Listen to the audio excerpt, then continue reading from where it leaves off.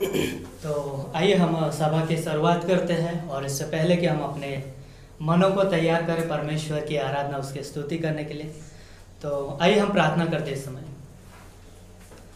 सर्वशक्तिमान हमारे जीवित और महान परमेश्वर पिता, अनुग्रह के दाता और अद्भुत सामर्थ्य से भरपूर स्वर्गीय स्थानों में विराजमान प्रभु, हम आपका धन्यवाद देते हैं कि आप जीवित परमेश्वर हो, महान परमेश्वर हो, और पिता परमेश्वर आप हमारे बीच में हो। प्रभु, आपकी उपस्थिति के लिए हम आपका धन्यवाद देते हैं और धन्यवाद करते हैं आपकी विश्वास योग्यता के लिए कि आपने कहा है कि देखो जगत के अंत तक मैं तुम्हारे साथ हूँ। प्रभु, हाँ पिता परमेश्वर, आप हमारे साथ हैं, और आपने ये भी कहा है कि जहाँ 2 या 3 मेरे नाम से जमा होते हैं उनके बीच में मैं हूँ। प्रभु यीशु मसीह, हम आपकी उपस्थिति के लिए हम आपका धन्यवाद देते हैं, हम आपको आदर देते हैं। प्रभु, हम आपके नाम को ऊंचा उठाते हैं, हम आपके स्वभाव को ऊंचा उठाते हैं। प्रभु, हम आपकी जय जयकार करना चाहते हैं। प्रभु, हम आपके नाम की स्तुति करना चाहते हैं। प्रभु, होने देना इस समय प्रभु, आप अभिषेक से भरना प्रभु, ताकि हम अपने जीवनों के द्वारा प्रभु आत्मा और सच्चाई से हम आपकी आराधना करें। सिर्फ और सिर्फ हम आपके नाम को ऊंचा उठाए प्रभु, आपको महिमा दे प्रभु। वैसे हमारी प्रार्थना पिता, धन्यवाद देते इस सभा के लिए, और इस सभा में जो भी है पिता परमेश्वर, हर एक के जीवन को हम आपके हाथों में सौंपते हैं।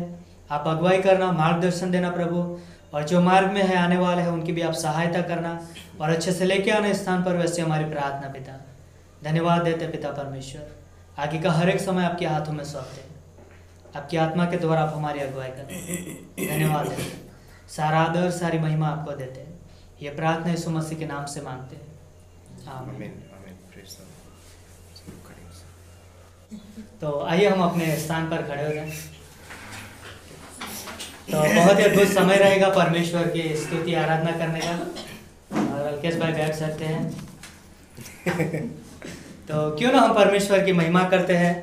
सदा मैं स्तुति करूंगा, सदा मैं सेवा करूंगा, मुझे बचा है प्रभु ने। ओके, इस गाने के द्वारा हम परमेश्वर को महिमा चढ़ाएंगे। सदा मैं स्तुति करूंगा, हालेलुया, सदा मैं सेवा करूंगा, हालेलुया, मुझे बचाया प्रभु ने।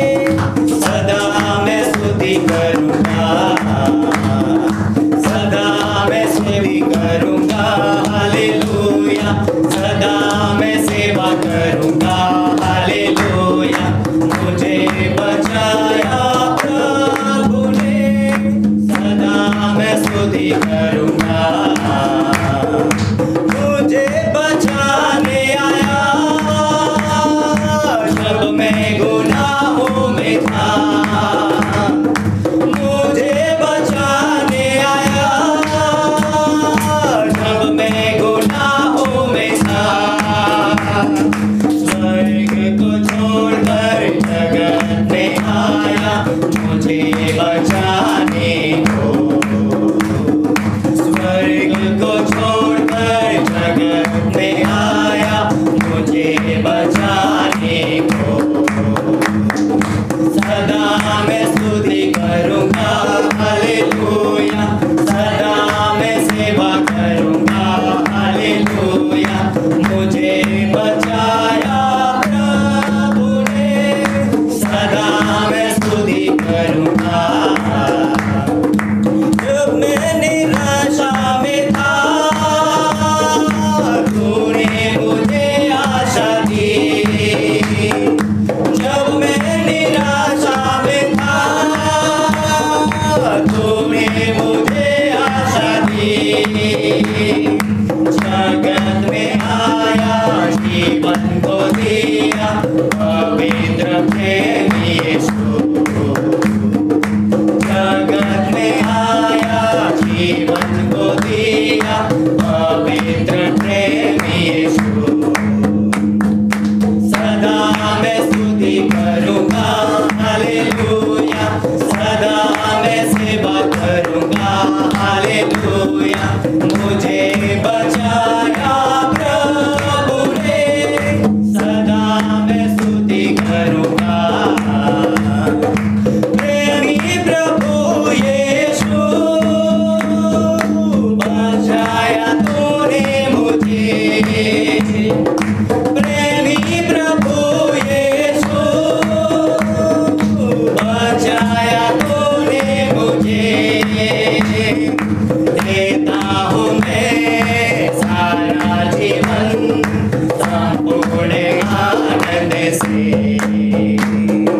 देता हूँ मैं सारा जीवन संपूर्ण आनंद से, सदा मैं स्तुति करूँगा हालेलुया, सदा मैं सेवा करूँगा हालेलुया। मुझे बचाया प्रभु ने, सदा मैं स्तुति करूँगा। अनादि परमेश्वर सच्चाई और जीवन है तू, अनादि परमेश्वर सच्चाई और जीवन है तू। स्तुति प्रशंसा करता रहूँगा तेरे आने समय तक, स्तुति प्रशंसा करता रहूँगा तेरे आने समय तक, सदा मैं स्तुति करूँगा हालेलुया, सदा मैं सेवा करूँगा हालेलुया। मुझे बचाया प्रभु ने, सदा मैं स्तुति करूँगा, सदा मैं स्तुति करूँगा। सच में परमेश्वर, तू स्वर्ग का राज छोड़कर इस धरती पे आया ताकि तू मनुष्य को स्वर्ग ले जा सके पिता परमेश्वर। ये तेरा प्रेम था पिता परमेश्वर, जैसे तूने अपने वचन में कहा है यूहन्ना 3:16 में कि परमेश्वर ने जगत से ऐसा प्रेम किया कि उसने अपना इकलौता पुत्र दे दिया ताकि जो कोई इस पर विश्वास करे वो नाश ना हो परंतु अनंत जीवन पाए। धन्यवाद देते हैं पिता परमेश्वर तेरे वायदे के लिए और तेरे उस उद्धार के लिए जो तूने हमारे लिए दिया पिता परमेश्वर, उस बलिदान के लिए जो तूने उस क्रूस पे हमारे लिए किया पिता परमेश्वर। धन्यवाद देते हैं यीशु मसीह खुद को बचाने नहीं पिता परमेश्वर परंतु हमको बचाने के लिए इस धरती पे आया। धन्यवाद देते हैं, तू प्रेमी परमेश्वर है, तू अनादि परमेश्वर है, तू महान है परमेश्वर। धन्यवाद, तू हमारा राजा है। यस, हम इस गीत को गाएंगे, आप मेरा राजा, आप मेरा राजा। अब मेरा राजा, अब मेरा राजा, मेरा राजा प्रभु की जय। अब मेरा राजा, अब मेरा राजा, मेरा राजा प्रभु की जय। ओ हालेलुया, ओ हालेलुया, हालेलुया प्रभु की जय। ओ हालेलुया, ओ हालेलुया, हालेलुया प्रभु की जय। अब मेरा जीवन, अब मेरा जीवन, मेरा जीवन प्रभु की जय। अब मेरा जीवन, अब मेरा जीवन, मेरा जीवन प्रभु की जय। ओ हालेलुया,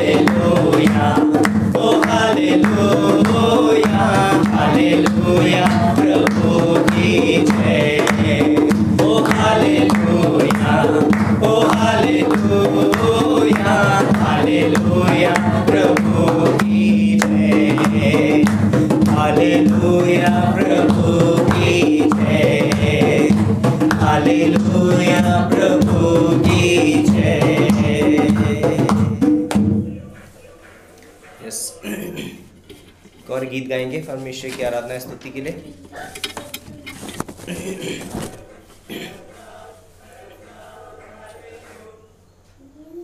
यीशु मसीह तेरे बिना मैं कुछ भी नहीं।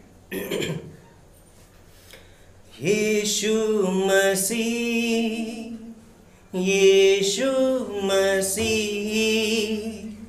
तेरे बिना मैं कुछ भी नहीं। तेरी दया तेरी करुणा उसके बिना मेरा जीना नहीं। यीशु मसीह तेरे बिना मैं कुछ भी नहीं। तेरी दया तेरी करुणा उसके बिना मेरा जीना नहीं। जाऊं तो जाऊं कहाँ, तू ही है सहारा मेरा। जाऊं तो जाऊं कहाँ, तू ही है सहारा मेरा। तू ही है आशा भरोसा मेरा। तेरे बिना मेरा जीना नहीं। तू ही है आशा भरोसा मेरा। तेरे बिना मेरा जीना नहीं। यीशु मसीह तेरे बिना मैं कुछ भी नहीं। तेरी दया तेरी करुणा उसके बिना मेरा जीना नहीं। जीवन का दाता है तू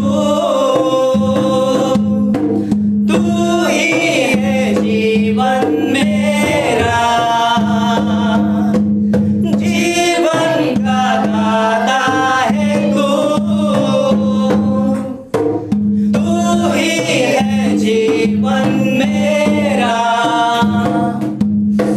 मेरा ये जीवन तेरे काम आए, यही है तुझसे प्रार्थना मेरी। मेरा ये जीवन तेरे काम आए, यही है तुझसे प्रार्थना मेरी। यीशु मसीह तेरे बिना मैं कुछ भी नहीं। तेरी दया तेरी करुणा उसके बिना मेरा जीना नहीं। तेरी दया तेरी करुणा उसके बिना मेरा जीना नहीं। उसके बिना मेरा जीना नहीं।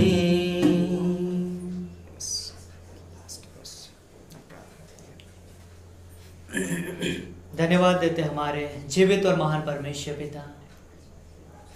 प्रभु आप हमारे जीवन के सब कुछ हो। प्रभु आप हमारा भरोसा हो, आप हमारा जीवन हो। प्रभु आप हमारे चट्टान हो पिता परमेश्वर।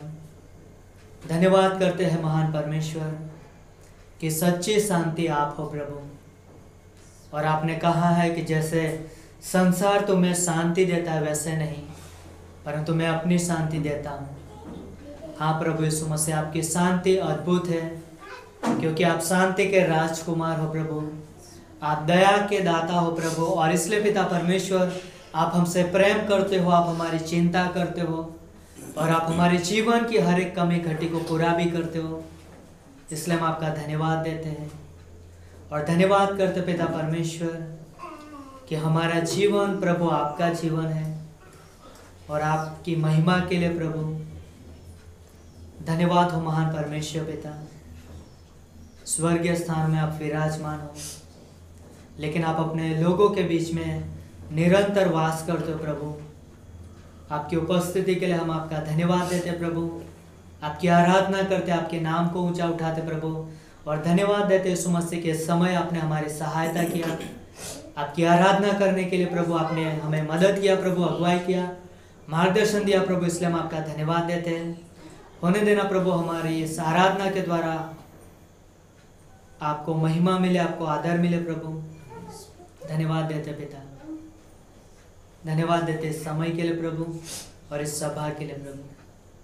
धन्यवाद देते इस कलीसिया के लिए और धन्यवाद देते हैं आपकी उपस्थिति के लिए प्रभु। धन्यवाद करते आपके वचन वायदों के लिए प्रभु, जो आपने अपने लोगों के लिए रख छोड़ा है प्रभु।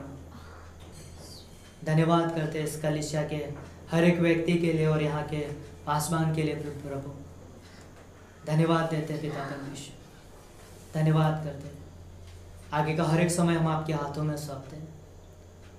आप हमारी अगुवाई करना, हमें स्वर्ग से बुद्धि देना प्रभु, और आने वाले समय में जो भी बातें होगी उन सारी बातों को हम आपके हाथों में सौंपते हैं। आप अगुवाई करना, धन्यवाद देते हैं। ये प्रार्थना यीशु मसीह के नाम से मांगते हैं। सब लोग बैठ सकते हैं अपनी जगह पे।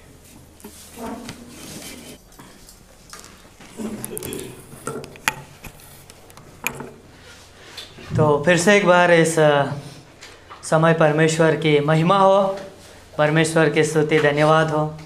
और बहुत ही अद्भुत समय था, है ना, परमेश्वर की आराधना, उसकी स्तुति महिमा गाने का।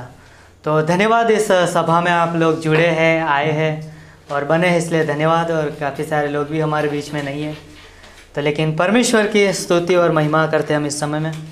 तो क्यों ना इस समय में हम परमेश्वर हमारे बीच में, तो क्यों ना हम परमेश्वर के लिए जोरदार ताली बजा सकते हैं। तो परमेश्वर का हम स्वागत करते हैं और हमारे बीच में जो नए हैं उनका भी हम स्वागत करना चाहते हैं। तो हम आपका स्वागत करते हैं। आप अपने स्थान पर खड़े हो सकते हैं और आप अपना नाम भी बता सकते हो। सुप्रिया। तो उनका हम जोरदार तालियों से स्वागत करते हैं। आप बैठ सकते हैं। धन्यवाद आपका आने के लिए। और शालिनी सिस्टर का बहन है। तो याद रखें कि हमारी रविवार की सभा शाम 5 बजे होती है और बुधवार की सभा भी 5:30 बजे होती है ना। तो और गुरुवार, शुक्रवार और शनिवार क्लास रहता है, बाइबल क्लास, लेकिन ये हफ्ते में क्लास नहीं है।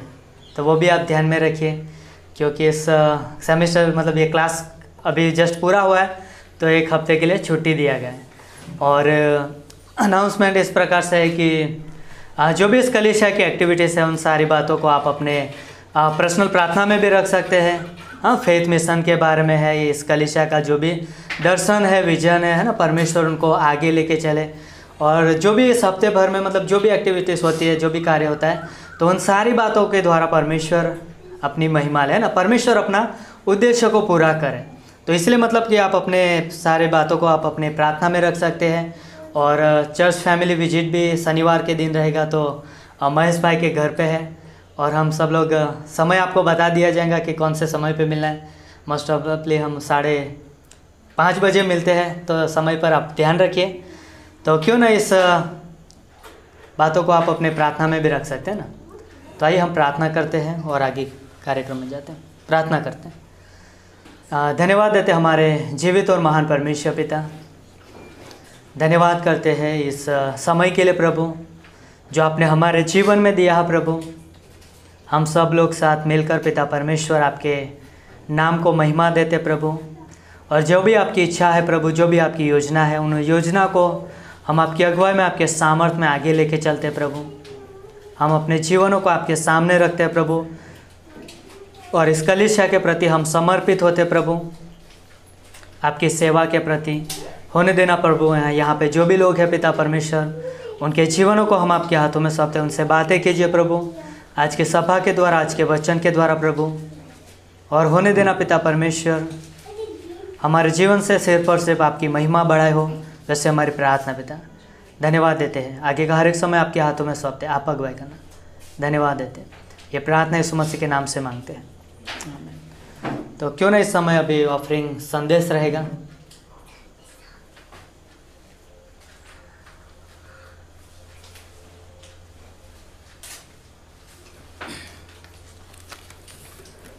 भेंट का समय है, तो भेंट के समय में जाने से पहले एक वचन पढ़ेंगे और आप मेरे साथ निकाल सकते हो। और दूसरा कोरिन्थी उसका 9वां अध्याय और उसके 7वीं पंक्ति।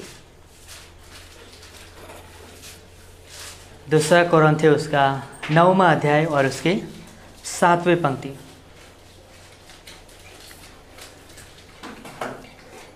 तो यहाँ पर इस प्रकार से लिखा है, हर एक जन जैसा मन में ठाने वैसा ही दान करे, न कुड़कुड़ के और न दबाव से, क्योंकि परमेश्वर हर्ष से देने वाले से प्रेम रखता है। तो यहाँ पर मतलब कि दान के विषय में एक अद्भुत पंक्ति है, और परमेश्वर का वचन कहता है कि जो व्यक्ति जैसा मन में ठानता है, कि जो व्यक्ति मतलब कि विश्वासी व्यक्ति है ना, परमेश्वर को कोई भेंट दे सकता है तो कौन दे सकता है? विश्वासी, है ना। और विश्वासी, क्योंकि हम जानते हैं कि हमने प्रभु यीशु मसीह का हमने स्वीकार किया है ना, प्रभु यीशु मसीह पर हमने विश्वास किया, और इसलिए मतलब कि हम जो भी कार्य करते हैं हृदय से करते हैं और मन से करते हैं, बड़े आनंद से करते हैं। और जब हम उस प्रकार कार्य करते हैं तो परमेश्वर बहुत ही खुश होता है ना। परमेश्वर इन बातों से प्रसन्न होता है, और इसलिए यहाँ पे लिखा है कि हर एक जन जैसा मन में ठाने वैसा ही दान करे। कैसे करना है? जैसा मन में ठाने वैसा ही, मतलब कि हम जब परमेश्वर को देने की बारी आती है, हम जानते हैं कि परमेश्वर हमें बहुत कुछ देता है ना।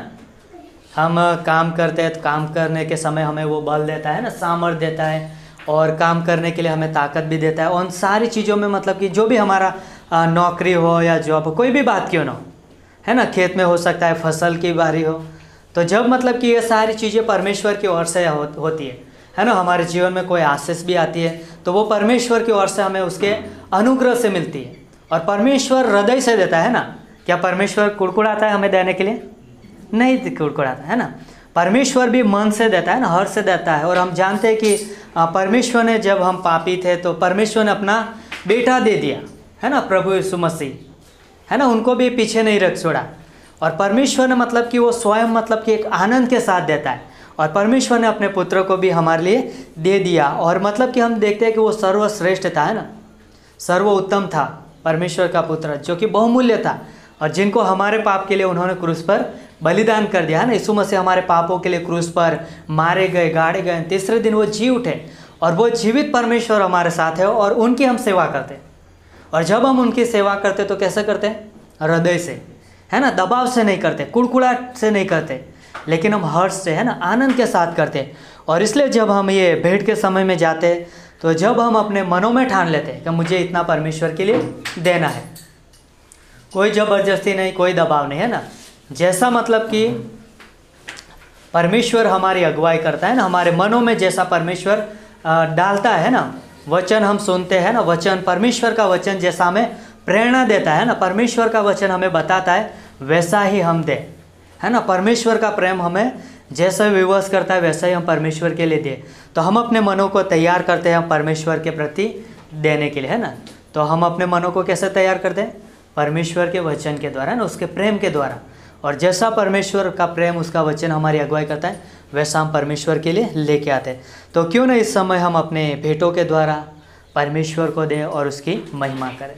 तो आइए हम प्रार्थना करते हैं। धन्यवाद देते हमारे महान सृष्टिकर्ता परमेश्वर, आप हमसे बहुत प्रेम करते हो, और हम जानते हैं पिता परमेश्वर आपके वचन के अनुसार कि आपने अपना एकलौता बेटा हमारे लिए उस क्रूस पर आपने बलिदान कर दिया प्रभु, और आप अपने बेटे को देने के लिए बड़े आनंद से दिया है प्रभु।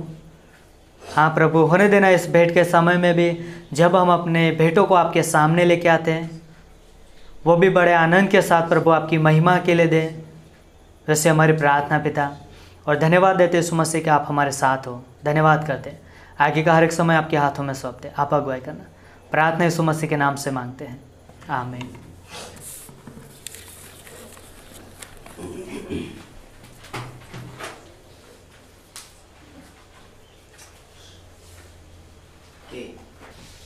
तो परमेश्वर की आराधना स्तुति के लिए गीत गाएंगे।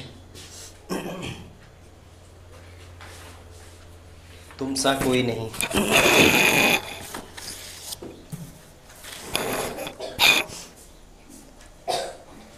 तुम सा कोई नहीं, तुम सा कहीं नहीं, अब है पूरा यकीन, तुम सा कोई नहीं, तुम सा कोई नहीं, तुम सा कहीं नहीं,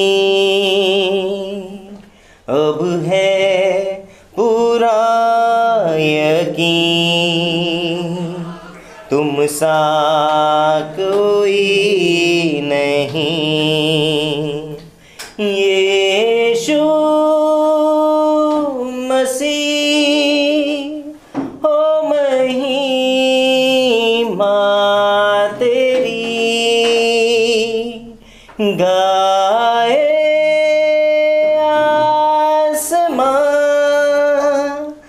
गाए ये ज़मीन, यीशु मसीह ओ महिमा तेरी, गाए आसमां, गाए ये ज़मीन, तुम सा कोई नहीं, तुम सा कोई नहीं,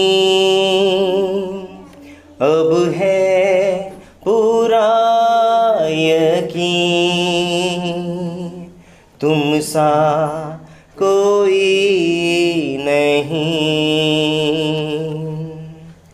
अंधेरों में तू रोशनी है, तू ही मंजिल, तू रास्ता भी है, तू है जहाँ न कुछ कमी है, तेरा ही नाम जिंदगी है।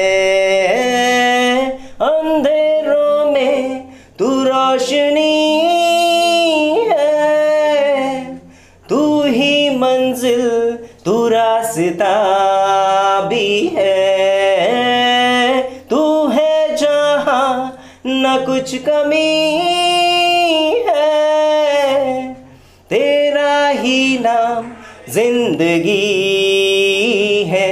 हालेलुया,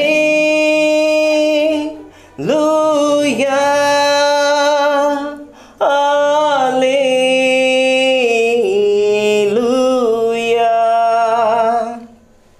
हालेलुया,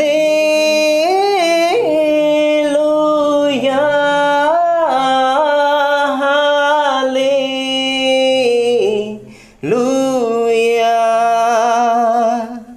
तुम सा कोई नहीं, तुम सा कहीं नहीं, अब है पूरा यकीन, तुम सा कोई नहीं, तुम सा कोई नहीं।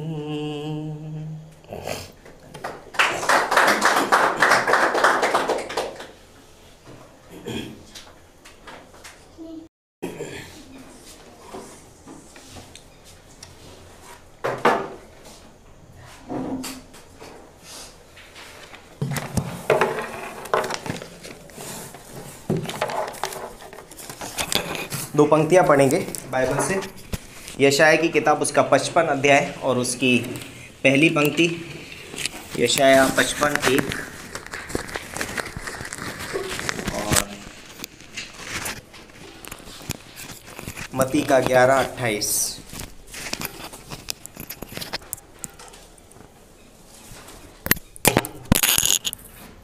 मत्ती 11:28 और यशाया का 55:1।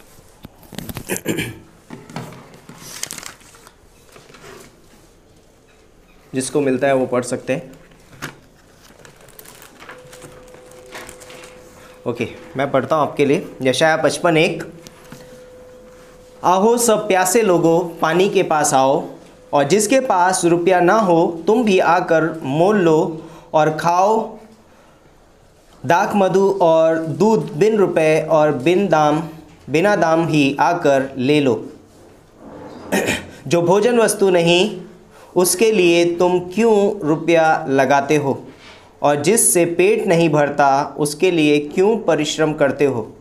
मेरी ओर मन लगाकर सुनो, तब उत्तम वस्तुएं खाने पाओगे और चिकनी चिकनी वस्तुएं खाकर संतुष्ट हो जाओगे। मत्ती का 11:28।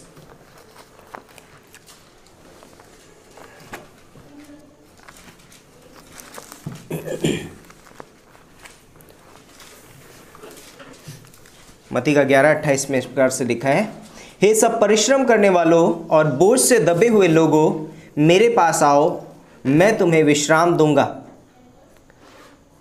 आइए हम प्रार्थना करते हैं। परमेश्वर पिता, हम धन्यवाद देते हैं इस खूबसूरत समय के लिए, इस दिन के लिए। धन्यवाद देते हैं इस वचन के लिए। इस वचन के द्वारा पिता परमेश्वर तू अपने लोगों से बातें करना। पिता परमेश्वर पवित्र आत्मा के द्वारा अगुवाई करो। मेरे मुख को छू, इसे पवित्र कर, इससे मेरे नहीं पिता परमेश्वर परंतु तेरे वचन निकले। अपने वचन के द्वारा तू अपने लोगों से बातें कर। प्रभु यीशु मसीह के नाम से मांगते हैं, आमीन। तो आज हम जिस विषय पे बात करने वाले हैं वो ये है कि हर एक मनुष्य के जीवन में परमेश्वर की बुलाहट है। कई बार हम सोच सकते हैं कि सिर्फ विश्वासियों के लिए परमेश्वर की बुलाहट है, लेकिन परमेश्वर की बुलाहट प्रत्येक व्यक्ति के लिए, संसार में जितने भी लोग रहते हैं परमेश्वर उन सभी को बुला रहा है। तो सबकी बुलाहट जो है वो अलग अलग है। हम जानते हैं कि प्रत्येक व्यक्ति की बुलाहट जो है वो अलग अलग है। और कई बार इस दुनिया में जब व्यक्ति है तो वो सोच सकता है कि शायद मैंने इसलिए जन्म लिया है कि मैं अच्छा पढ़ाई लिखाई करूं, फिर अच्छा जॉब ढूंढूं, फिर एक अच्छा लड़का या लड़की, अच्छा घर या अच्छा कार, और जब ये सब कुछ मिल जाए और उसके बाद बोलता है कि रिटायरमेंट ले और आराम से दिन काटे, है ना। इन्वेस्टमेंट करते हैं बहुत सारे लोग, बीमा कराते हैं, लाइफ इंश्योरेंस होता है ना। हम लोग लाइफ इंश्योरेंस में हम लोग बहुत बिलीव करते हैं, लाइक इस दुनिया में हर एक कराना भी चाहिए, बुरी बात नहीं है ना। लेकिन बोलते हैं कि हम ये 60-70 साल के जीवन के लिए हम इंश्योरेंस भी कराते हैं, है ना। हम क्योंकि हमें पता है नहीं है कि मरने क्या होगा, मेरे मरने के बाद मेरे बच्चों का क्या होगा, तो इसलिए वो बोलता है कि बीमा कराते हैं। लाइक कई बार जाकर के मेडिकल लेते हैं, है ना। मेडिकल के लिए भी लोग बीमा भरते हैं कई बार, और सोचते हैं कि नहीं पता हमको कि कभी भी हमारा कुछ हो सकता है ना, कुछ एक्सीडेंट हो सकता है या हम बीमार पड़ सकते हैं, और उसकी वजह से लाइक हमें ट्रीटमेंट मिल सकता है क्योंकि मैंने अपना लाइफ इंश्योरेंस कराया है या मैंने अपना मेडिकल क्लेम कराया है ना। तो उस वजह से बोलते हैं लोग 60-70 साल के जीवन के बारे में बहुत कुछ सोचते हैं और इस शरीर के बारे में बहुत कुछ इन्वेस्टमेंट करते हैं। लेकिन वो सोचता है कि शायद मेरी बुलाहट यही है कि मैं इस तरीके का जीवन जीऊँ। लेकिन परमेश्वर के लिए हर एक व्यक्ति के पास परमेश्वर के पास हर एक व्यक्ति के लिए एक बुलाहट है। तो एक अविश्वासी जिसने अपना जीवन परमेश्वर को नहीं दिया है, जिसने बोलते हैं कि उद्धार को ग्रहण नहीं किया है। हम जानते हैं कि इस दुनिया में प्रत्येक व्यक्ति को उद्धार की ज़रूरत है, साल्वेशन, है ना, मोक्ष जिसे बोलते हैं, लाइक संस्कृत भाषा में मोक्ष बोलते हैं। यदि मोक्ष की प्राप्ति करनी है तो कुछ लोग बोलते हैं कि अच्छा कर्म करो, दान पुण्य करो, धर्म करो, रिवाज करो, और बोलते हैं कि आपको मोक्ष मिलेगा। लेकिन ये खातरी नहीं है इन सारी चीज़ों से हमको मोक्ष मिलेगा भी या नहीं मिलेगा। है ना। अंत में लोग ये कहते हैं कि हमें पता नहीं कि हम स्वर्ग जा रहे हैं कि नरक जा रहे हैं। और इस चक्कर में बोलता है कई बार लोग अंधकार में अपना जीवन जीते रहते हैं या झूठ के पीछे चलते रहते हैं कि वो सोचते हैं कि मेरे ऐसा करने से ऐसा हो जाएगा।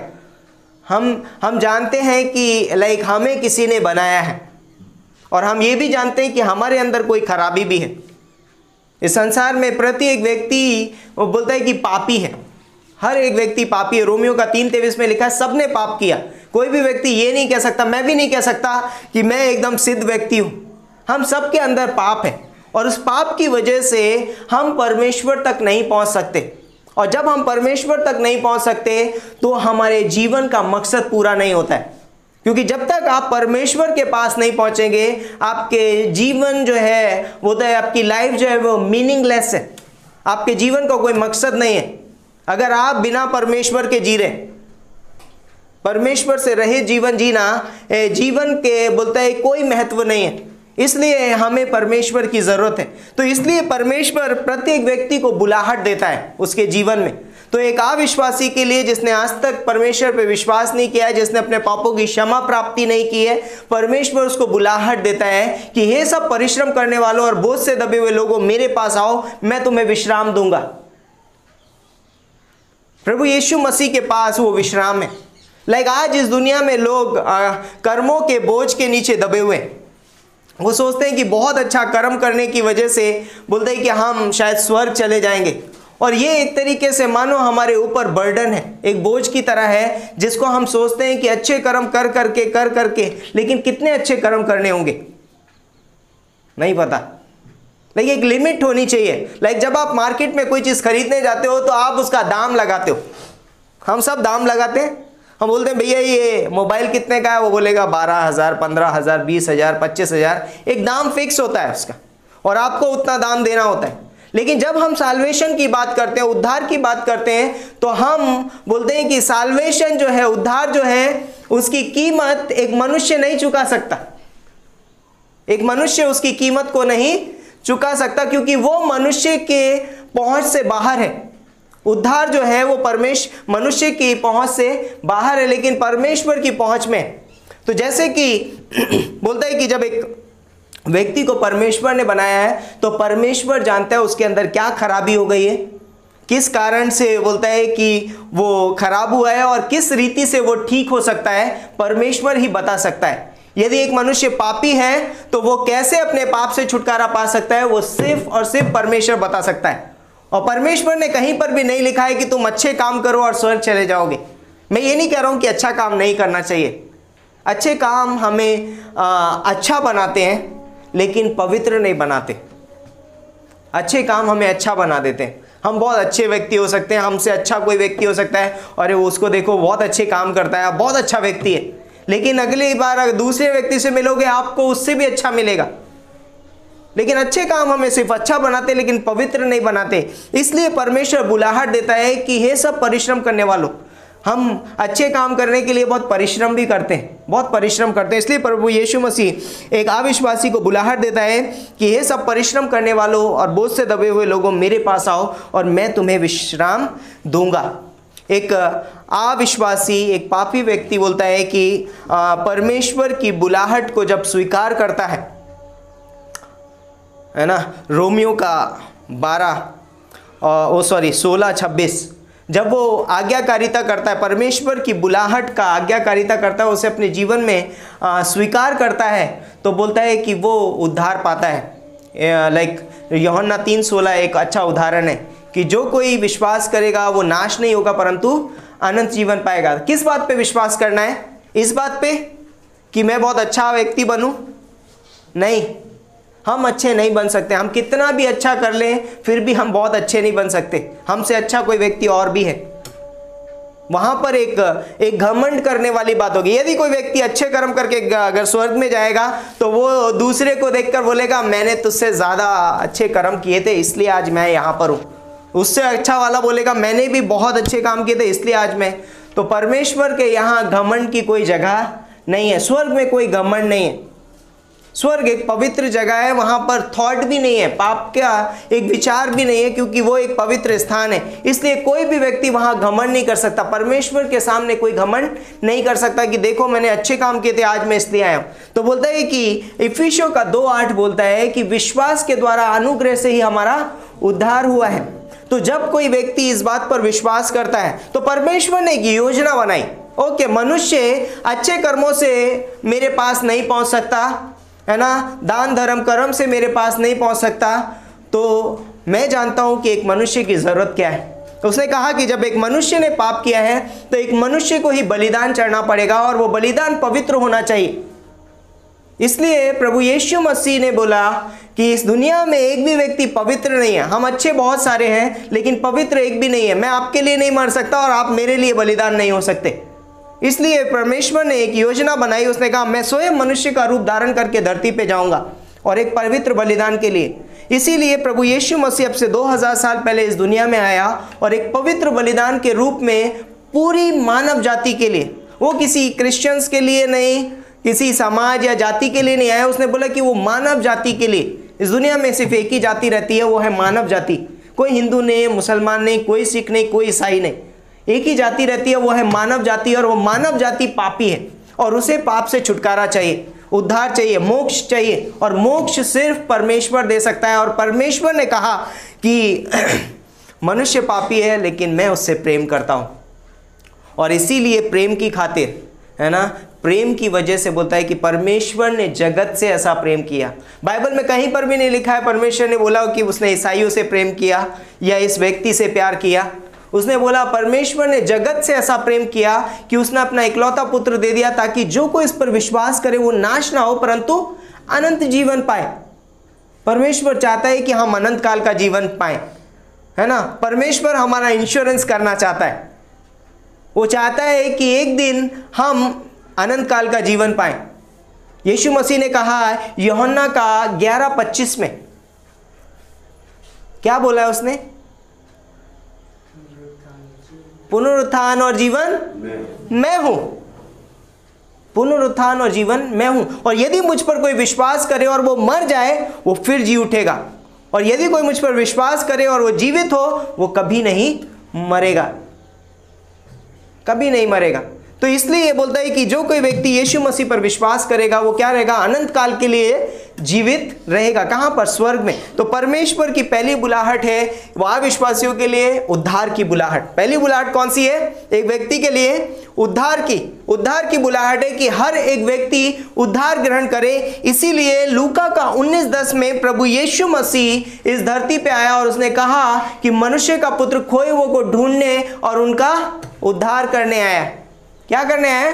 मनुष्य का पुत्र खोए हुए को ढूंढने और उनका उद्धार करने आया। इस संसार में आज लोग खोए हुए हैं। कोई अपने अपने रीति रिवाजों में खोया हुआ है, कोई अपने दान धर्म में खोया हुआ है, कोई अपने पाप में खोया हुआ है, कोई अपने अच्छेपन में खोया हुआ है। क्या मैं बहुत अच्छा हूँ, है ना। बहुत सारी चीज़ों में इंसान आज खोया हुआ है, और खोए हुए इंसान को ढूंढने की ज़रूरत है क्योंकि वो कहीं खोया हुआ है। इसीलिए यीशु मसीह ने कहा मैं खोए हुए को ढूंढने उनका उद्धार करने आए, क्योंकि आज मनुष्य की सबसे बड़ी ज़रूरत है साल्वेशन, उद्धार। और यदि किसी व्यक्ति को उद्धार नहीं मिलेगा तो वो एक दिन नरक चला जाएगा, क्योंकि यदि हमारे पाप क्षमा नहीं हुए तो हम एक दिन परमेश्वर से हमेशा के लिए अलग हो जाएंगे, और अलग होकर हमेशा हम नरक में रहेंगे।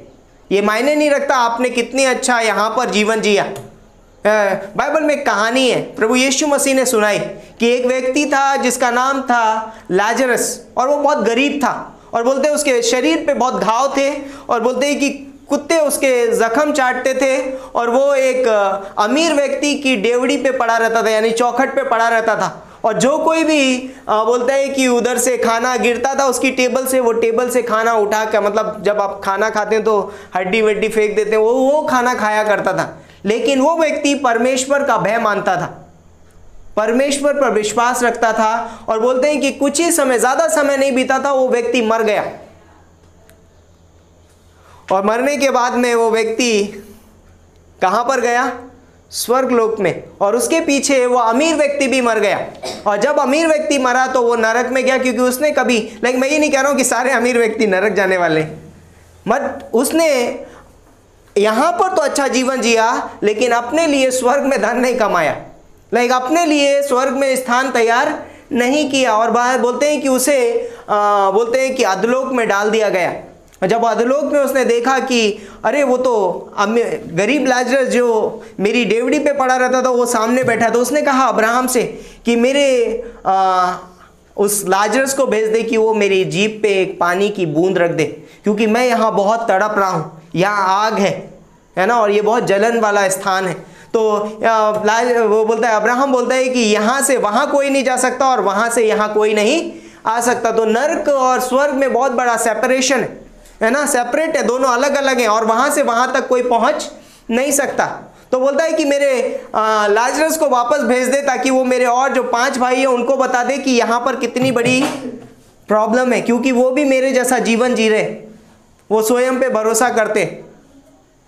तो बोलते हैं कि उनके लिए नबी हैं, जो यहाँ पर एक बार आ जाता है वो दोबारा वापस नहीं जाता है। और इवन यीशु मसीह ने जीवित होने के बाद भी लोगों को बताया, लेकिन फिर भी लोगों ने विश्वास नहीं किया। तो आज जो परमेश्वर की जो सबसे बड़ी बुलाहट है वो ये है कि एक मनुष्य उद्धार पाए, और उद्धार पाकर वो परमेश्वर के राज्य का वारिस हो, क्योंकि परमेश्वर किसी भी मनुष्य को नरक जाता हुआ देखना नहीं चाहता। लेकिन यदि हमारे पाप क्षमा नहीं होंगे, यदि हमें उद्धार नहीं मिलेगा, एक दिन हम नरक चले जाएंगे। भले से हमने कितना भी अच्छा जीवन क्यों ना जिया हो, भले से हमारे पास यहाँ पर कुछ भी क्यों ना हो, भले से मैंने कितने भी अच्छे कार्य क्यों ना किए हो, कितना भी धर्म के काम क्यों ना किए हो, फिर भी यदि मेरे पाप क्षमा नहीं होंगे तो मैं एक दिन नरक चला जाऊँगा।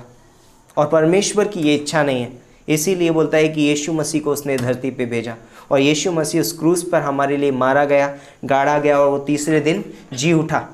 क्यों? वो भी आज भी जीवित परमेश्वर है। और इसीलिए यदि कोई इस बात पे विश्वास करेगा कि यीशु मसीह मेरे लिए मारा गया, गाड़ा गया और तीसरे दिन जी उठा, वो एक दिन स्वर्ग जाएगा। स्वर्ग जाने का एक ही रास्ता है। यीशु मसीह ने कहा, मार्ग, सत्य और जीवन मैं ही हूँ, बिना मेरे द्वारा कोई पिता के पास नहीं पहुँच सकता।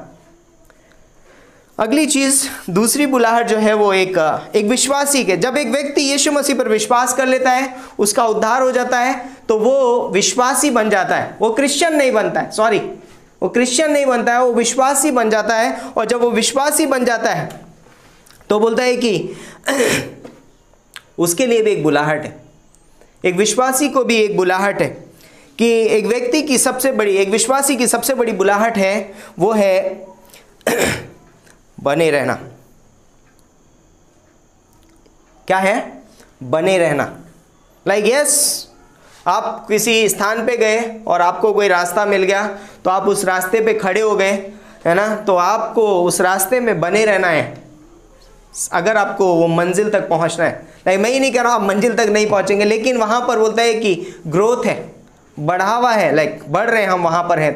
तो बोलते हैं कि परमेश्वर एक विश्वासी के लिए सबसे बड़ी बुलाहट है कि उसको है बने रहना, उसे कुछ करना नहीं है। एक विश्वासी बनने के बाद हमें कुछ लाइक ऐसा नहीं है कि अब मैं परिश्रम कर रहा हूँ मुझे उद्धार बनाए रखने के लिए या उद्धार पाने के लिए, अब मुझे परिश्रम करने की ज़रूरत नहीं है। क्योंकि 29वीं पंक्ति में लिखा है, यहाँ पर 11:29 में लिखा है, मेरा जुआ अपने ऊपर उठा लो और मुझसे सीखो, क्योंकि मैं नम्र और मन में दीन हूँ, और तुम अपने मन में विश्राम पाओगे। तो जब हम उससे सीखेंगे, उसका जुआ अपने ऊपर उठा लेंगे, उसका जुआ बहुत हल्का है, वो अनुग्रह का जुआ है। बोलता है कि जब हम उसका जुआ अपने ऊपर उठा लेंगे तो हमें बहुत आसानी होगी। अब मुझे कुछ नहीं करना है, यीशु मसीह मेरे लिए कार्य करता है। तो मैं लेज़ी बनने के लिए नहीं बोल रहा हूँ, लेज़ी नहीं बनते हम, बट हम अब साल्वेशन, उद्धार पाने के लिए हम कुछ नहीं करते, बट हम उस उद्धार में क्या होते हैं? बने रहते हैं। तो पहली चीज़ जिसमें एक विश्वासी बना रहता है वो है यूहन्ना का 8वां अध्याय और उसकी 31वीं पंक्ति, परमेश्वर के वचन में बने रहना। क्या है? परमेश्वर के वचन में बने रहना। यूहन्ना 8:31। अगला पॉइंट है परमेश्वर के प्रेम में बना रहना। एक व्यक्ति, एक विश्वासी को परमेश्वर के प्रेम में बना रहना बहुत ही ज़रूरी है। परमेश्वर के प्रेम में बने रहो। 15:9 में लिखा है, यूहन्ना 15:9, मेरे प्रेम में बने रहो। तीसरा पॉइंट है यीशु मसीह में बने रहना। यीशु मसीह ने कहा, मैं दाखलता हूँ और तुम डालियाँ हो, यदि तुम मुझ में बने रहो और मेरा वचन तुम में बना रहे तो बहुत सा फल लाओगे। है ना, यूहन्ना का 15:5 में लिखा है यीशु मसीह में बने रहना। अगला पॉइंट है एक विश्वासी को परमेश्वर के अनुग्रह में बने रहना बहुत ज़रूरी है। परमेश्वर के अनुग्रह में, अब मैं कर्मों से धर्मी नहीं ठहरा हूँ, मैं अनुग्रह से ठहरा हूँ। तो रोमियो का 5:2 में लिखा है कि उस अनुग्रह में हम क्या है, बने हैं, हम खड़े हैं, हम परमेश्वर के अनुग्रह में। यदि एक विश्वासी गिरता है तो वो अनुग्रह में गिरता है, यदि एक विश्वासी खड़ा होता है तो अनुग्रह में खड़ा होता है, यदि एक विश्वासी बढ़ता है तो अनुग्रह में बढ़ता है, यदि एक विश्वासी बोलता है कि कुछ नहीं कर पाता है फिर भी उसके लिए अनुग्रह है परमेश्वर का। तो परमेश्वर के अनुग्रह में बने रहना है। अगला पॉइंट है प्रार्थना में बने रहो, निरंतर प्रार्थना में बने रहो, प्रार्थना में बने रहना है। जैसे कि पहला थिस्सलुनीकियों का 5:17 में लिखा है, 5:17, पहला थिस्सलुनीकियों का 5:17, निरंतर प्रार्थना में बने रहो। विश्वास में बने रहना है, एक विश्वासी को विश्वास में बने रहना है। 7वां पॉइंट है परमेश्वर के वायदों में बने रहो। यूहन्ना का 14वें अध्याय में यीशु मसीह ने वायदा किया कि मेरे पिता के घर में बहुत सारे रहने के स्थान हैं और मैं जाता हूं कि तुम्हारे लिए जगह तैयार करूं, ताकि एक दिन आकर तुम्हें ले जाऊं कि जहां मैं रहता हूं वहां तुम भी रहो। ये प्रभु यीशु मसीह का वायदा है कि एक दिन वो हमें लेने के लिए आ रहा है। पहला थिस्सलुनीकियों का 4:16 और 17 में लिखा है ना, 16 से 18 में अगर आप पढ़ेंगे उसमें लिखा है कि क्या होगा, ललकार का शब्द होगा, तुरही फूंकी जाएगी और प्रभु यीशु मसीह हमको बादलों पर लेने के लिए आएगा। और जो मसीह में सो गए हैं पहले वो जी उठेंगे और हम जो जीवित हैं वो बदल जाएंगे ताकि हवा में प्रभु से मिले। यीशु मसीह एक दिन हमको बादलों में लेने के लिए आ रहा है। इन वायदों में हमें बने रहने की आवश्यकता है, क्योंकि यदि हम परमेश्वर के वायदों में बने नहीं हैं तो हम अपना जीवन निराशा में जी सकते हैं, क्योंकि हमारे जीवन में हर दिन हर समय कोई ना कोई तकलीफ, कोई ना कोई परेशानी आ जाती है और इसकी वजह से कई बार हम निराश हो सकते हैं। कई बार मुझे लग सकता है, कई बार एक व्यक्ति सुबह उठेगा और कहेगा कि ओह कितना बेकार दिन है ये आज। लेकिन जब हम परमेश्वर के वायदों की ओर दृष्टि करते हैं, हम उसके बारे में सोचते हैं, हम कहते हैं कि वाह, भले से हम अयोग्य हैं लेकिन परमेश्वर विश्वास योग्य है।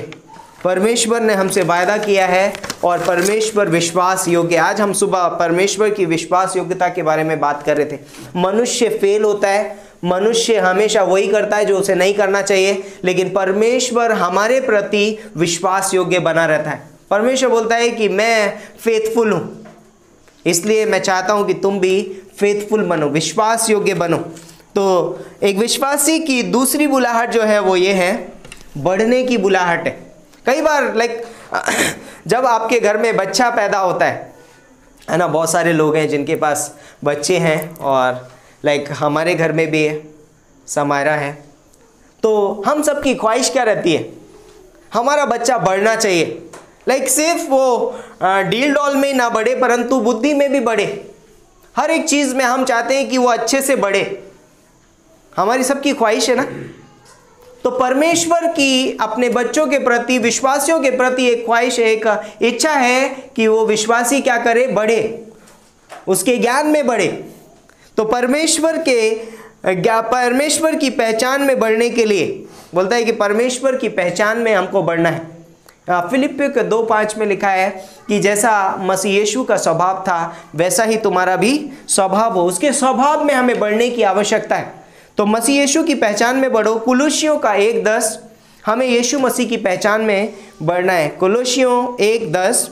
दूसरा पॉइंट है यीशु मसीह के स्वभाव में बढ़ते जाओ, है ना, फिलिप्पियों का 2:5 के हिसाब से, और मत्ती का 11:29 भी आप उसमें ऐड कर सकते हैं। और तीसरा पॉइंट है परमेश्वर की इच्छा की पहचान में बढ़ते जाओ, परमेश्वर की इच्छा की पहचान में बढ़ते जाओ। कुलुस्सियों का 1:9, कुलुस्सियों 1:9 के हिसाब से परमेश्वर की पहचान, इच्छा की पहचान में बढ़ना। परमेश्वर के प्रेम में बढ़ते जाओ, इफिसियों का 3:19, परमेश्वर के प्रेम में बढ़ते जाओ। परमेश्वर की सामर्थ में बढ़ते जाना है, एक विश्वासी को परमेश्वर की सामर्थ में बढ़ना है। फिलिप्पियों का 3:10, परमेश्वर की महिमा की पहचान में बढ़ते जाओ।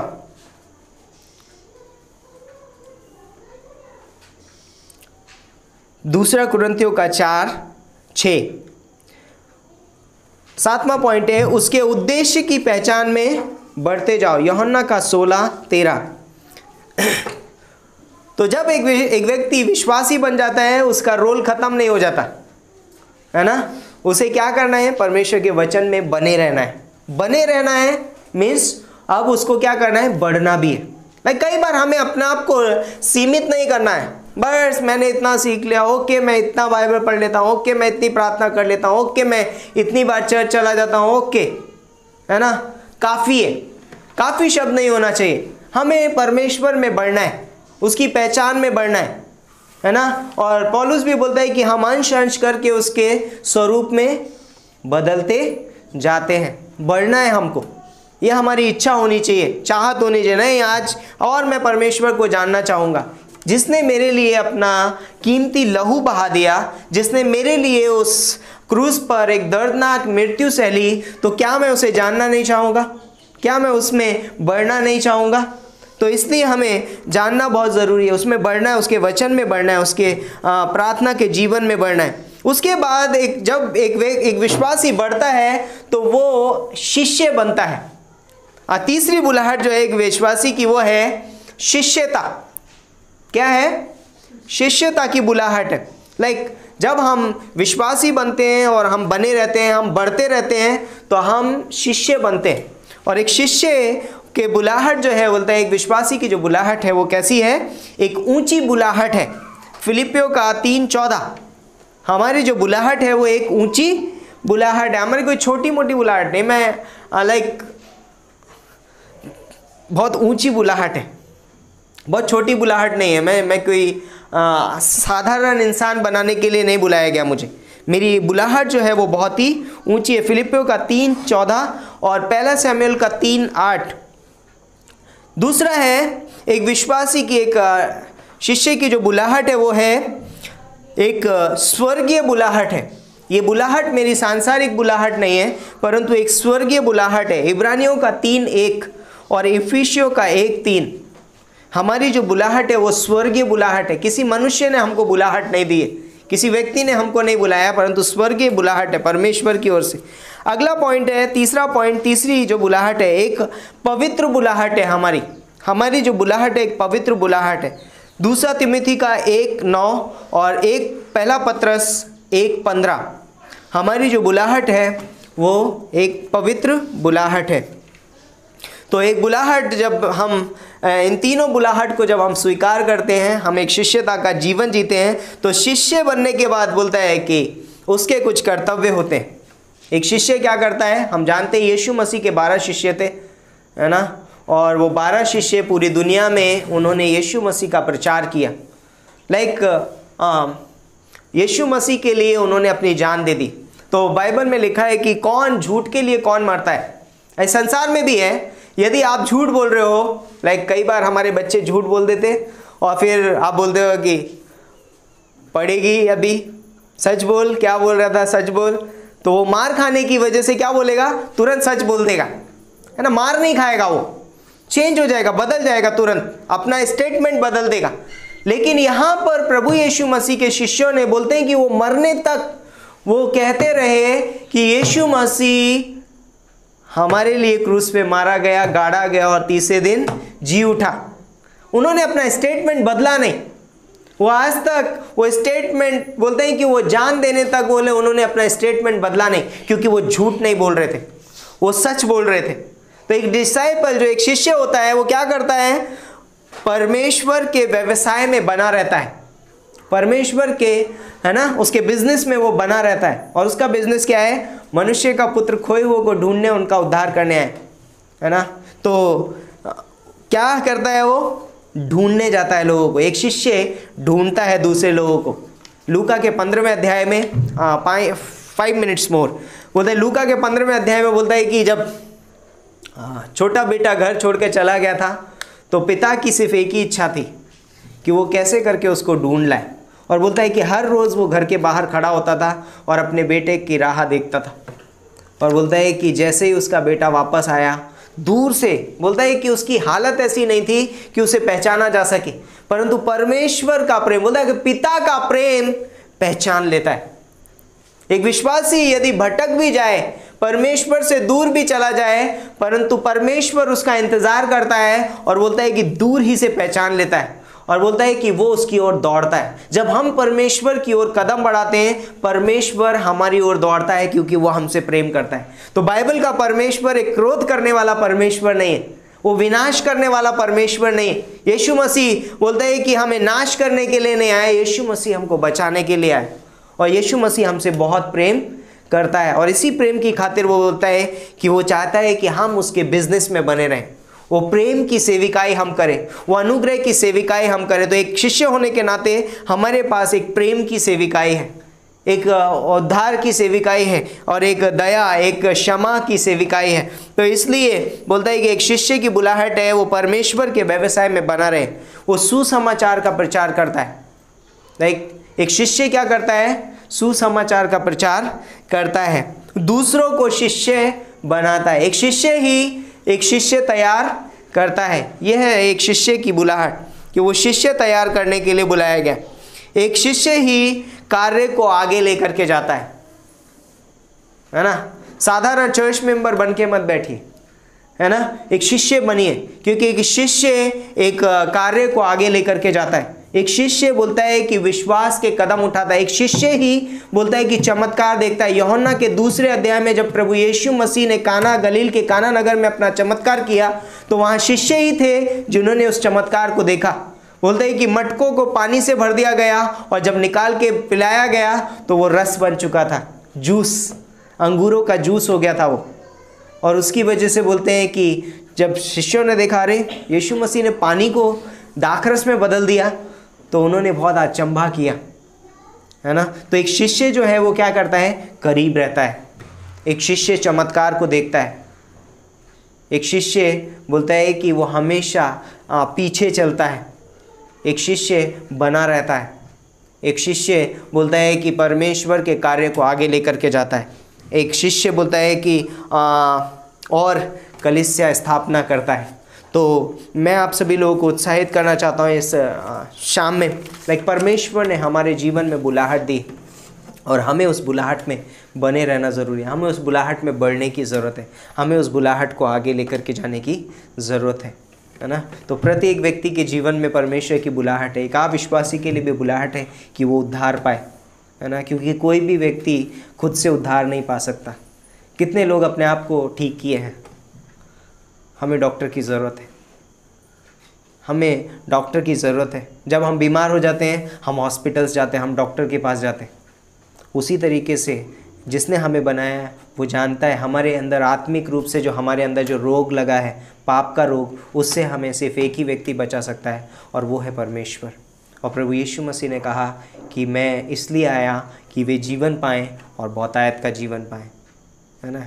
यीशु मसीह ने कहा, यूहन्ना के 10:10 में लिखा है कि चोर चोरी करने और घात हत्या करने आया, परंतु मैं इसलिए आया कि वे जीवन पाएँ और बहुतायत का जीवन पाएँ। यूहन्ना का 3:17 में लिखा है कि परमेश्वर ने अपने पुत्र को जगत में इसलिए नहीं भेजा कि जगत उसके द्वारा दंड की आज्ञा पाए, है ना, कि वो दंड की आज्ञा दे, परंतु परमेश्वर ने अपने पुत्र को जगत में इसलिए भेजा कि जगत उसके द्वारा उद्धार पाए, इसलिए भेजा है।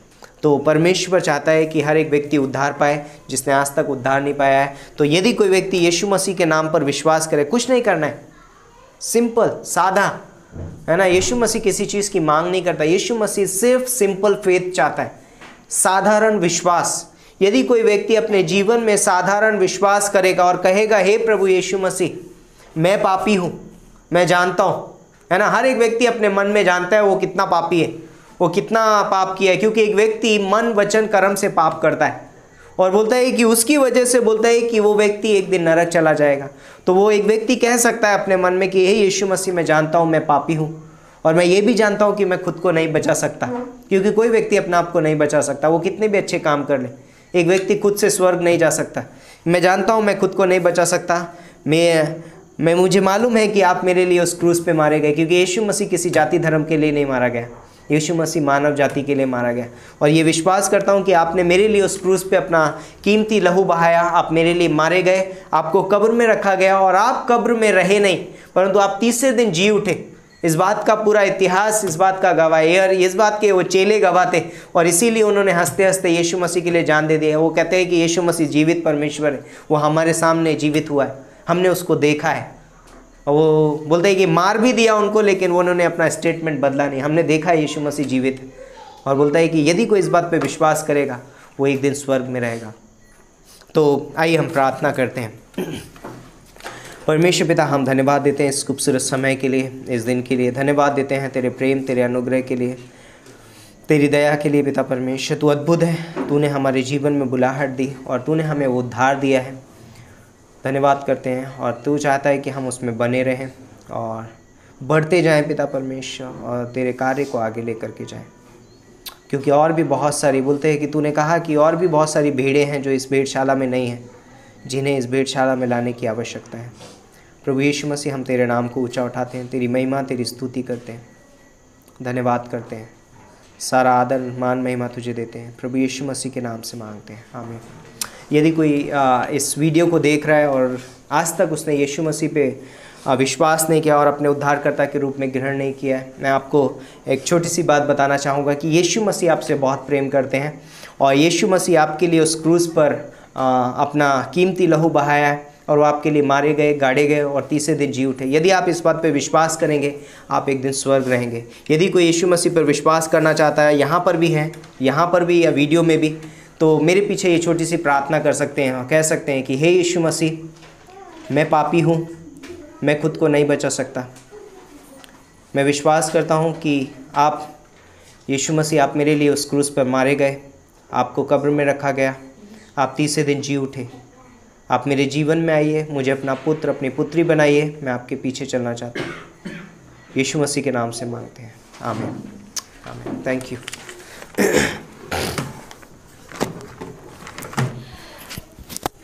एक अंतिम गीत होगा, उसके बाद हम लोग सभा समाप्त करेंगे।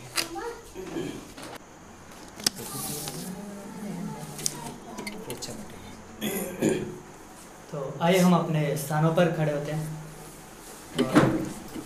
बहुत ही अद्भुत संदेश था कि परमेश्वर बुलाता है और अविश्वासी को भी बुलाता है जीवन देने के लिए, स्वर्ग के लिए, और विश्वासी को भी बुलाता है ना उसकी सेवा के लिए, महिमा के लिए। तो बहुत ही अद्भुत समय था। तो क्यों नहीं इस समय में हम परमेश्वर की महिमा के लिए गाना गाते हैं, प्रभु तेरा नाम है महान। ओके। प्रभु तेरा नाम है महान, प्रभु तेरी स्तुति मैं गाऊं, मैं गाऊं। प्रभु तेरा नाम है महान, प्रभु तेरी स्तुति मैं गाऊं, मैं गाऊं।